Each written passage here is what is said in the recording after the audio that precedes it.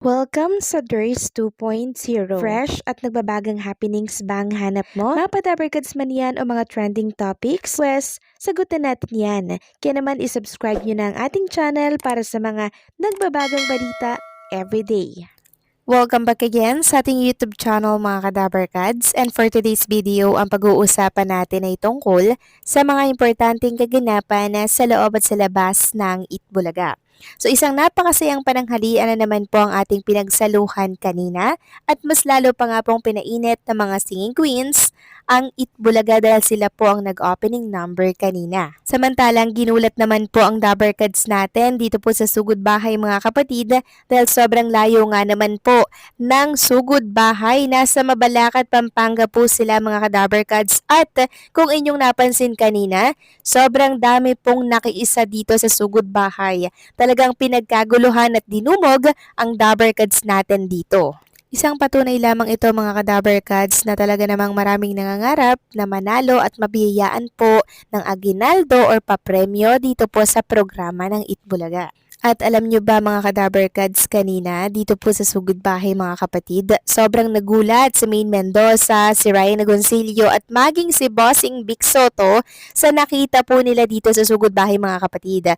Paano ba naman kasi ang galing pong mag-split nung isang ali doon. Hindi po kinaya ni Maine Mendoza yon at ng ilang Dabarkads natin kasi may edad na po si Ali. Tapos ganito pa rin siya gumalaw. Napaka-flexible mga Kadabarkads. Kaya kung inyo mapapansin sa mga screen po ninyo, ganyan po kagulat na gulat si Maine, si Ryan at maging si Bossing Vic Soto.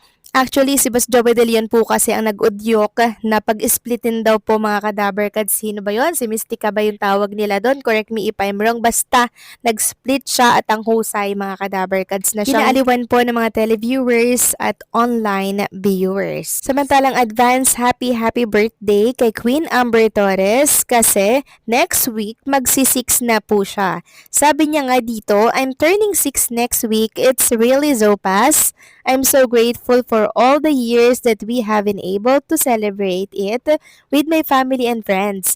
Last year was my best birthday po. It's because there is an addition to my family.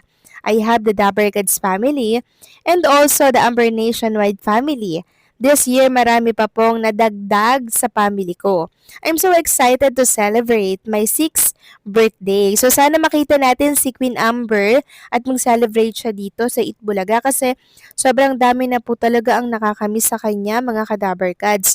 Noong nakaraang taon kasi, di ba, ang Itbulaga, may pa-cake pa po kay Queen Amber. So, hopefully, kahit masilayan lang natin si Queen Amber, masaya na po tayo doon. Samantalang isang bagong love team naman ang kinakasapo dito sa Itbulaga. So ito po ay ilan sa mga clones natin na talaga namang may chemistry daw po dahil sa ganda nitong si Daryl Shane Jundani at ang poging si Lucky M. Robles ang clone po ni Gary Valenciano. Sabi nga dito sa isang post, ang pretty ni Daryl Shane. Pwedeng artista, alam ko single pa siya. Bagay din sila ni Lucky Robles. Love din namin yang si Lucky kasi mabait siyang kuya kay Bunso. Actually mga Kadabarkads, yan din po yung napansin ko sa kanilang dalawa. Bagay sila. Pero ang tanong mga Kadabarkads, gusto ba nilang isa't isa? Although hindi nila gusto yung isa't isa mga Kadabarkads or hindi sila talo, at least for entertainment lang mga Kadabarkads, diba? I-try po nila tong si Lucky at si Daryl Shane. Tunay na may chemistry mga Kadabarkads. Samantalang next topic naman tayo, pag-usapan natin ang tungkol naman dito sa isang video na napanood natin na kung saan hindi po kinaya ni Ruel Carino yung joke na yon. Kaya kung yung mapapansin si Ruel Carino, napatungo na lamang po dito sa isang table ng face-to-face. Sabi kasi dito, Don Dominador. Tapos, ang pinakang explanation dito ni Dominador Alviola po ay dumi sa inidoro. Sobrang nakakaaliw talaga niya mga Kadabarkads, no? Pwede talaga siya sa entertainment. Kaya nayahalin tulad po siya dito kay Kadabarkads host Jimmy Santos. Samantalang congratulations naman kay Ruel Carino dahil ipinasilip nga dito ang kaganapan sa naging performance niya po sa isang wedding event.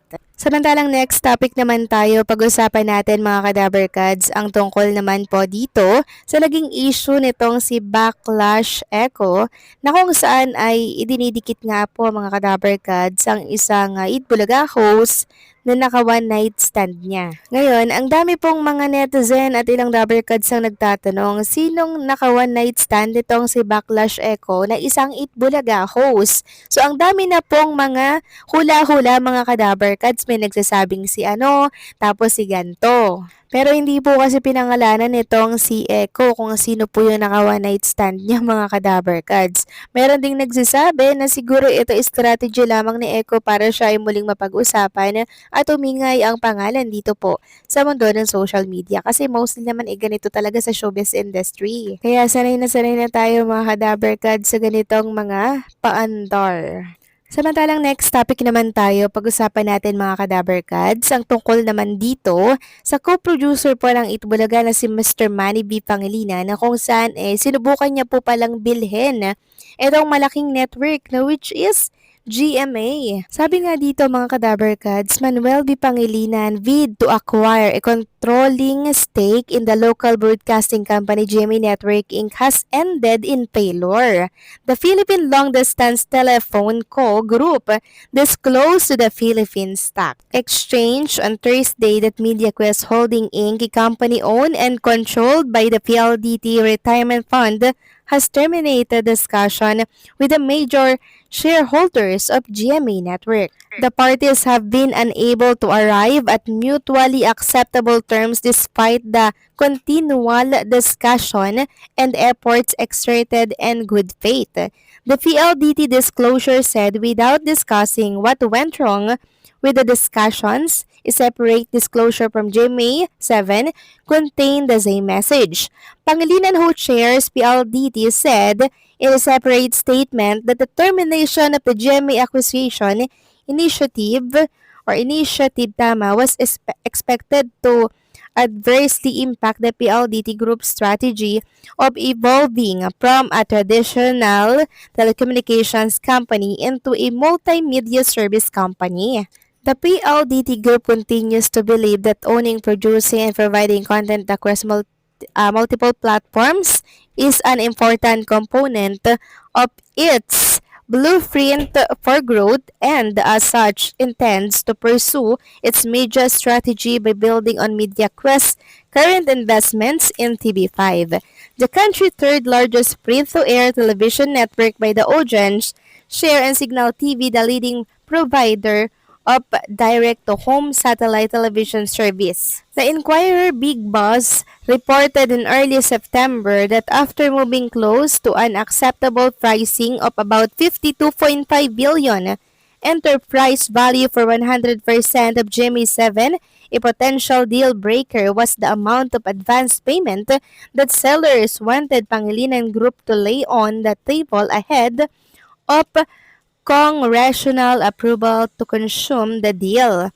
Tapos sabi pa dito, knowing that the deal may encounter rough sailing among regulators, Pangilinan Group was not willing to shell out a big amount that could be forfeited if regulators oppose the deal. Last August, GMA7 Chair Felipe Gozon told reporters that the discussion with Pangilinan's group would either terminate or go through within this year.